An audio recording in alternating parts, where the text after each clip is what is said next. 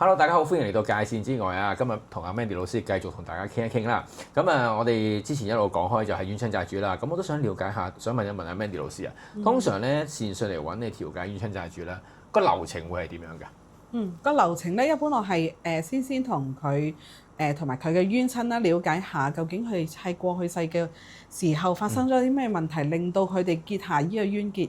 咁跟住之後咧，亦都去同佢傾談，就係話有乜嘢佢哋需要嘅，係令佢哋係願意去和解呢件事。係啦。咁通常佢哋需要嘅大概係啲咩嚟？一般都係其實醫包啊、屋啊、金銀啊呢一類型嘅嘢咯，都係佢哋可以喺下邊，即係喺陰界嗰度可以生活到嘅嘢。OK， 咁都係你同佢之間去傾數量啊，或者要幾多嘅嘢？冇錯，但係即係我都會同佢哋講有一個條款，就係一定要係嗰個善信佢嘅能力，當刻嘅能力範圍可以做到嘅。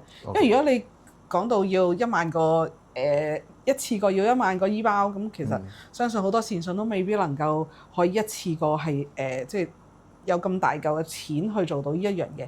咁所以一定要係合理，而係對方能力係可以做到嘅。OK， 咁但係好啦，當傾完之後啦，咁大家 agree 咗個條款之後啦，咁但係最後好啦，我哋燒晒俾佢之後，咁個冤親你會點樣做啊？